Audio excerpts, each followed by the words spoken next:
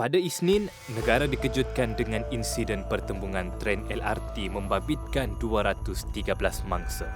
Berdasarkan laporan, 47 penumpang menerima rawatan di Hospital Kuala Lumpur.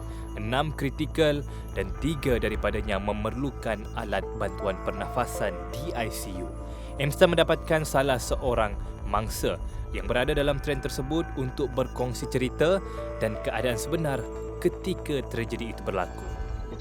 Okay, first kalau nak diikutkan cerita dia, saya baru balik pada kerja.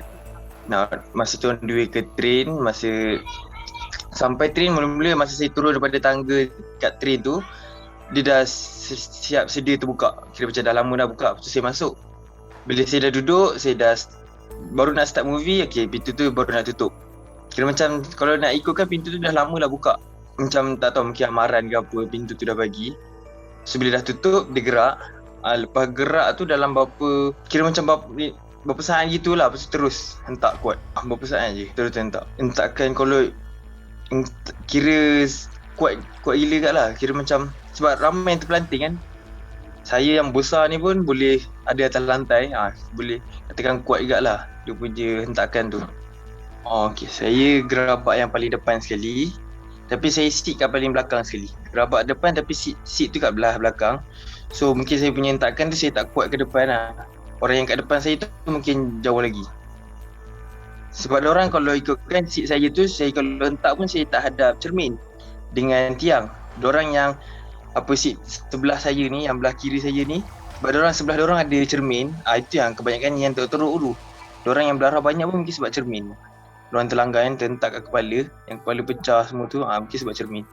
Cermin yang dekat tingkap tu, dia cermin yang tepi tu je. Yang tepi tu semua pecah dalam train tu, saya nampak. Yang kiri kanan tu, yang tepi tu. Yang tu semua pecah. Kira orang yang berdarah tu mungkin sebab cermin tu je. Kalau nak diikutkan lama jugalah sebab saya sempat rakam, sempat call orang semua. Kira kalau kira-kira dalam 10 ke 15 minit dalam train tu. Kira macam nak tunggu bantuan tu. Mula-mula yang sampai orang-orang yang RPKL punya staff dulu. Kita bagi tahu siapa yang boleh berjalan, yang elok dia suruh keluar dulu. Siapa-siapa yang patah, yang tak boleh berjalan langsung, dia suruh stay. Nanti ada bantuan yang akan datang.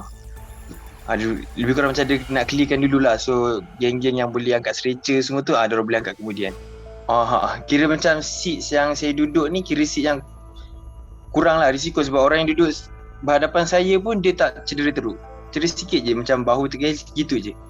Sebab kita kalau impact kita tak hadap cermin kan, yang tak hadap cermin semua okey. Sebab cermin tu je saya rasa yang punca orang. Cermin dengan yang tiang besi kan, dia cantum dengan tiang besi pasal ada cermin. Mungkin orang ada yang terhantuk kat tiang besi, ada yang terhantuk kat cermin. Itu yang buat darah tu lagi darah.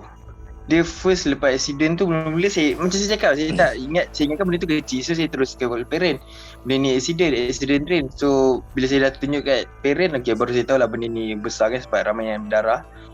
So lepas tu lepas dah call parent, saya cuba tolong orang yang kat depan saya dengan belakang saya. Call parent diorang pula. Sebab diorang punya phone semua dah hilang. Sebab dia tak kuat kan. So macam terlepas lah phone, tercampak. Dia lepas hentakan tu, mula-mula saya capai phone saya dulu. So bila saya tengok belah kanan saya, semua dah berdarah, dah jatuh. Ramai kebanyakan yang tak sedar diri lah, yang dah terbaring. Sebab dah patah-patah tulang semua. So, macam saya cakap, mula saya ambil phone, lepas tu saya tengok. Sebab masa saya jatuh tu, ada seorang akak kat depan saya dengan seorang lagi kat belakang saya. Yang kat depan saya masih terbaring tu, ada seorang akak kat depan saya tu, yang tu dah patah kaki lah. Sebab saya kata dia boleh berdiri tak? Dia kata tak boleh, nak duduk pun dia tak boleh. Memang dia terbaring je. So mula-mula saya berdiri jap, saya pergi tekan yang button emergency tu. So tak ada siapa yang jawab. Kira macam dah tak fungsi, tak tahulah. Lepas tu saya pergi balik dekat akak yang patah kaki tu, saya cuba tenangkan dia balik. Lepas tu dia minta carikan phone dia. Memang tak jumpa lah phone dia. Sebab dia tak kuat kan, mungkin phone dia dah melayang jauh ke depan.